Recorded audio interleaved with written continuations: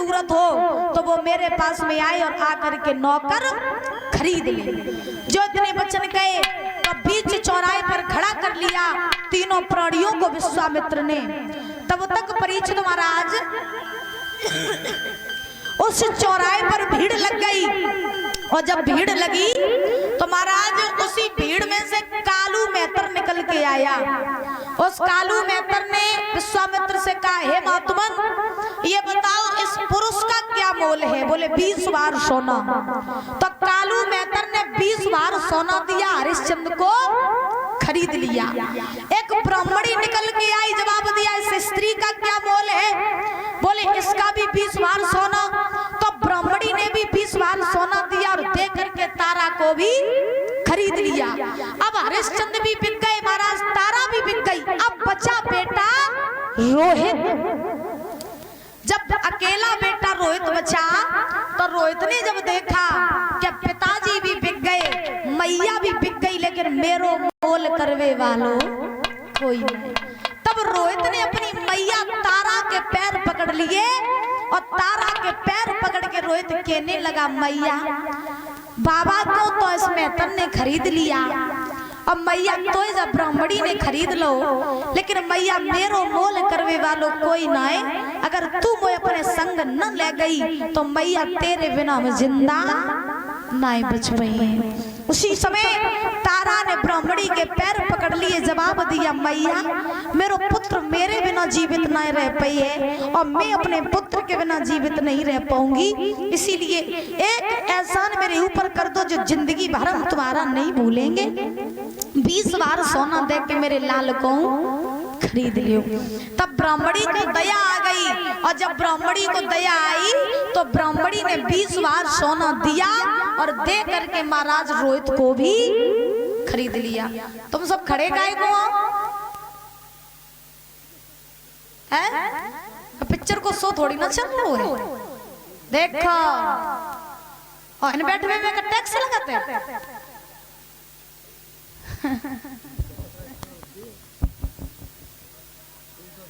और तो संस्कारी आराम से बैठिए। बोले गोविंद भगवान की। तो परीक्षित महाराज उसी समय आज ब्राह्मणी ने क्या किया कि 20 बार सोना दे करके बेटा रोहित को भी खरीद लिया। तीनों प्राणी बिक गए। जब परीक्षित महाराज तीनों प्राणी बिके तो उसी समय आज हरिश्चंद्र जब उस मेहतर के साथ में चलने लगे, तो जब मेहतर के साथ में चलने लगे तो हरिश्चंद्र के मन में इतना कष्ट हुआ हरिश्चंद्र के मन में कि हरिश्चंद्र जब चले तो हरिश्चंद्र ने मुड़ करके तारा की तरफ और रोहित की तरफ नहीं देखा। और जब तारा रोहित की तरफ मुड़ के नहीं देखा तब तारा रोए के बोली, महाराज जा रहे हो, लेकिन आज तुम हमारी तरफ तो देख भी नहीं रहे, मेरी तरफ ना देखो कोई बात नहीं, लेकिन कम से कम अपनी पुत्र की तरफ तो देख ही लो। हमें छोड़ करके जा रहे हो। जो इतने वचन कहे तारा ने, तो हरिश्चंद्र जब मुड़ करके देखा तारा की तरफ तो दादा आंखों में से आंसू निकल गए। और जब हरिश्चंद्र की आंखों में से आंसू निकले तो हरिश्चंद्र ने तारा से केवल एक ही बात कही कि हे तारा, लोग मर जाते हैं लेकिन अपनी पत्नी और अपने पुत्र को कभी बेचते नहीं हैं, लेकिन मैं वो अभागा पति था जिसने जीते जी अपनी पत्नी और अपने पुत्र को बेच दिया। तारा, हमारा तुम्हारा बस यहीं तक का साथ था, जितने दिन हम साथ रहे तारा, आज हम लोग बिछड़ रहे हैं। तो तारा, तुम जहाँ कहीं भी रहना बड़े आनंद से रहना, खुश रहना, और जहाँ भी रहना वहां तुम मेरी याद मत करना। एक ही बात कही हरिश्चंद्र ने। इतना कह करके हरिश्चंद्र वहां से चले गए। तारा ब्राह्मणी के यहाँ भोजन बनाने का कार्य करने लगी और हरिश्चंद्र मेहतर के यहाँ पर जल भरने का काम करने लगे। महाराज कालू मेहतर ने हरिश्चंद्र के भोजन के लिए एक दुकान नियुक्त कर दी और हरिश्चंद्र से कहा कि हे हरिश्चंद्र, अगर तुम भोजन मेरे यहाँ करोगे तो तुम्हारा धर्म नष्ट हो जाएगा। इसीलिए हमें को दुकान नियुक्त किए दे रहे हैं, जब भी तुम्हें भूख लगा करे तो तुम इसी दुकान से भोजन कर जाया करना। तो परीक्षित महाराज हरिश्चंद्र जैसे ही भोजन करने के लिए बैठते तो विश्वामित्र कहीं कुत्ते का रूप बना लेते, कहीं बिल्ली का रूप बना लेते, उनके सामने बैठ जाते। तो हरिश्चंद्र जैसे ही भोजन करते तो नजर पड़ती उस जीव की तरफ, तो हरिश्चंद्र सोचते कि मैं आज नहीं कल भोजन कर लूंगा, लेकिन ये जीव पता नहीं कब का भूखा होगा, तो मैं अपना भोजन इसको करा दूं। तो हरिश्चंद्र वो अपना भोजन उस जीव को करा देते।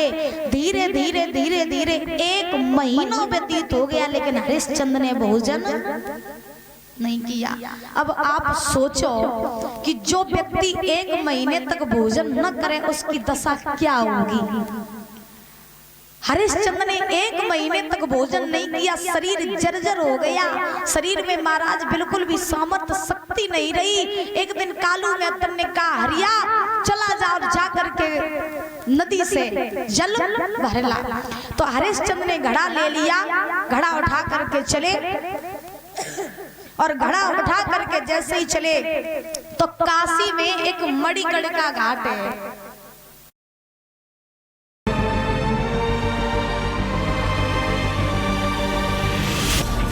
पहले वीर सिंगानिया, आज भी घाट वो वहाँ काशी में स्थित है। अब तो महाराज वो शमशान घाट बन गया है, क्योंकि जितने भी मुर्दे होते हैं वो उसी मणिगढ़ का घाट पर ही जलाए जाते हैं। काशी में आज भी मणिगढ़ का घाट है।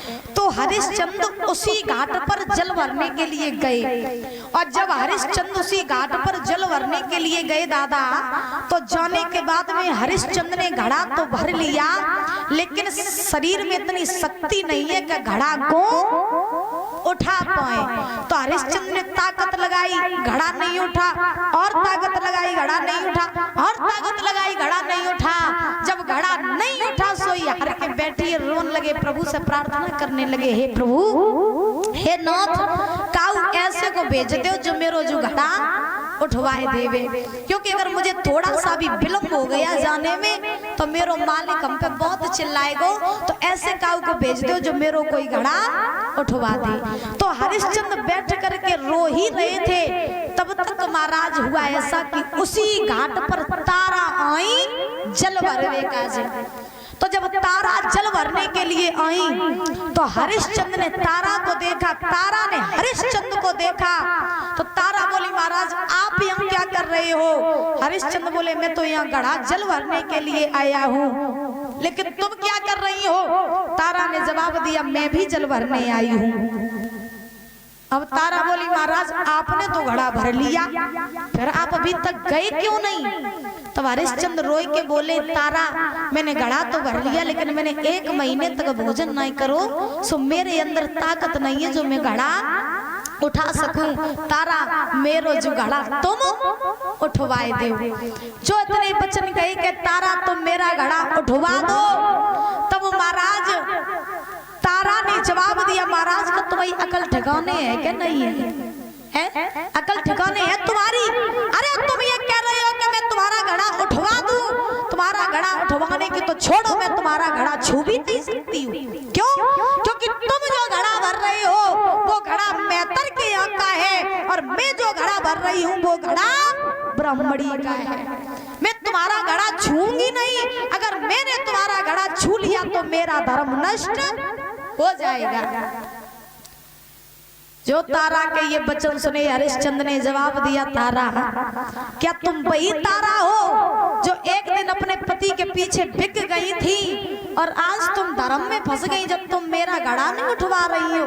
तारा मेरा घड़ा उठवा दो। तो लेकिन तारा ने एक बात कही, देखो महाराज मैं आपका घड़ा तो नहीं उठवा सकती हूँ, लेकिन मैं आपको एक अकल बता सकती हूँ। कौन सी अकल? तारा बोली, सुनो। स्वामी देवे अकल बताई,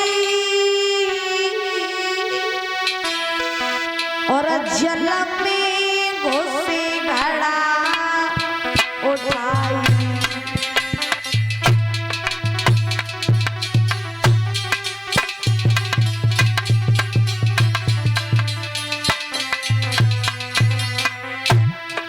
तारा ने जवाब दिया, सुनो महाराज, हम तुम्हें अकल बता रहे हैं, जल में घुस जाओ, गहरे जल में, और जब जल की लहरें तुम्हारी तरफ आएंगी तो अपने आप घड़ा तुम्हारे सर पे आ जाएगा। सुनो, स्वामी देवी अकल बताई,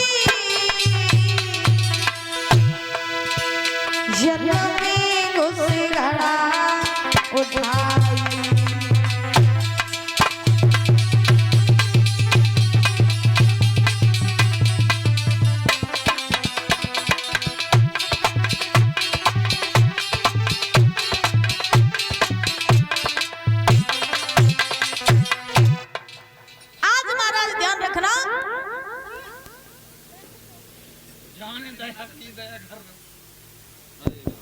तो उसी समय महाराज श्री सुखदेव जी समझा रहे, हे राजन परीक्षित, तारा ने जवाब दिया कि महाराज गहरे जल में घुस जाओ, और जब आप गहरे जल में घुसोगे तो घड़ा अपने आप तुम्हारे सर पे आ जाएगा।